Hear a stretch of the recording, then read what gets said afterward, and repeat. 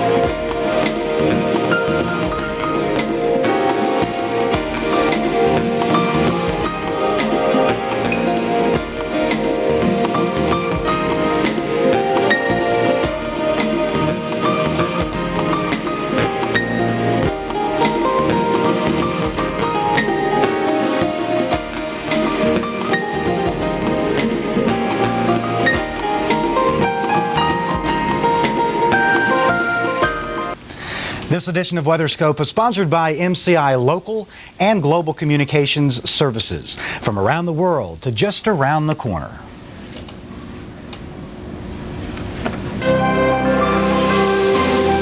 This is WeatherScope. And good Sunday evening, everyone. Thanks for joining us for this hour of WeatherScope. I'm Lisa Moser, along with Bob Stokes. We're looking at some very cold weather coming in from the northern plains. You know, it's still early in November, so when you start looking at Texas with only expecting highs tomorrow in the 40s, it's cold outside. That's a big change. We've had some snow as far south as Dalhart, Texas, and of course you're going to be reporting on the snow in Colorado and New Mexico. The seasons, they are a-changing. And let's take a look now at Boston and see what's been happening there. It's a good day for indoor activity in Boston. Rain is showering the region. It's dampening streets and forcing many who have had to travel by foot to use an umbrella. Temperatures are only reaching the upper 40s. You can expect the wet weather to continue into the night. But by tomorrow, those umbrellas may not be needed. Look at that, getting by with the baseball caps. I can handle it. Let's take a look now at the satellite picture, and you can see what he's been handling. This flow of moisture in from the southeast around an upper level low that's creating in part the lift. Rising air, condensation, but that's moving toward the northeast. And by tomorrow, hello, video. Here we go again. There's a look, just in case you missed the last piece of video. We wanted to show you again. There it is coming in, and the resulting rainfall twisting its way still into the inland areas of the northeast. Albany down into the lower Hudson Valley. Poughkeepsie's been getting wet down along the Hudson River into the city itself. It appears that Queens, getting into Jamaica, Queens, as well as the general New York City area and Boston. Look at this mess coming in. It's been, I would say you had about 8/10 of an inch so far today officially in Boston, but when you add up all the rainfall that's been occurring, it's been several inches in some locales in Massachusetts. But you notice that parts of the greater Boston area, including you and Brookline and getting down into the coastal areas, although it's windy, in fact northeasterly winds in Boston about 18 miles per hour, a lot of the rain has been pushed toward the west, getting into the Berkshires of Massachusetts and on up into the Green and White Mountains of Vermont and New Hampshire. Officially, we still have that gale warning in effect along the coastline and a small craft advisory because the wind's still pretty strong around the low from Eastport, Maine all the way down to Merrimack River, Massachusetts. Here's a look at the numbers. 48 in Boston now, 47 in New York. We have a 50-degree reading in Philadelphia. Of course, all the rain and the clouds have kept temperatures on the cool side in Boston. It's 44 in Rochester, New York, and in Pittsburgh, where the Polish Fest 97 has been going on today. Smell the Polish sausage now.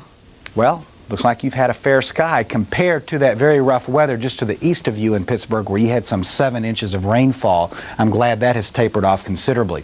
High pressure over the southeast, and we've seen that sunshine coming through, and that means any type of outdoor activity, say a golf game, has been enjoyed today in the greater Atlanta area. That's supposing you won, I suppose. And if you're a good sport, even if you lost, it was great, because 54 in Atlanta, not bad considering the time of the year. 61 in Panama City, 55 in Little Rock, Arkansas, and 66 in Houston. There's a look at the eastern edge of that blast of cold air that Lisa was talking about a moment ago. We've got this Arctic eye coming down. And the result, there's been a disturbance in the flow. We've had some snowfall in the western Great Lakes. On the eastern side of the high, it hasn't been so chilly. You can see 44 degrees in Chicago. Boy, that's not bad at all for you in the city of big shoulders for this time of the year. 44 in Indianapolis. And we have a 30-degree reading in Minot, North Dakota. How about Texas? How about the West? Here's Lisa. It's a little wet, you know. All that snow makes you want to just run out and buy some new skis, right? Yeah, I'll do that when pigs fly. Let's take a look at the regional radar. The Dallas Cowboys are playing football tonight, you know. Last I heard they were winning. They're playing the Cardinals, and it's a good thing they're in the dome, because we have some light rain. Winds are blowing out of the east, and we're looking at the rain move a little further to the east, but it has been light occasionally. Visibility has been low because of some fog also with those rain showers. Up towards Amarillo, well, hey, this is snow. Now, a little further south, you get into Lubbock, watch out, you could see a mix of rain and snow. That's a little tricky to drive on. In the low elevations of New Mexico, we are seeing rain also, but the mid-levels are coming down with their snow levels, and so if you're headed up to high country, watch out. It'll very easily change over from rain to snow showers. Denver reported 2 inches. It has decreased in the past couple of hours. Evergreen has reported 3 inches of snow that has accumulated this afternoon. We'll continue to see an easterly flow that's upslope coming in as our system pushes to the southeast. Well, at least the frontal boundary and the colder air aloft is pushing further to the southeast, and that's why we're seeing some of the shift in the precipitation also a little more easterly. That's going to continue. We do have an upper level system that's going to enhance some of the lift as we enter the evening hours over the southeast corner and south central areas of Colorado and the northeast corner of New Mexico. Along the foothills of Kansas, we're seeing some light snow. It's been mostly just flurries. The high elevations in the high country, we're expecting to see between 3 to 6 inches more widespread, and then the highest peaks, we're talking about as much as possibly a foot. Let's take a look at our satellite picture. Boy, look at this baby right here. This is the frontal boundary that's coming in. Cloudy skies over San Francisco, and we're going to look out for some rain showers. And hey, know where that umbrella is for tomorrow. You're certainly going to be needing it over the central and south areas of California. Here's our upper level low, now pushing a little closer to the Texas Panhandle. That's going to increase the lift. So overnight tonight, we'll see maybe some of those light to moderate rain showers get a little heavy at times. We'll be watching out for that, the high elevations.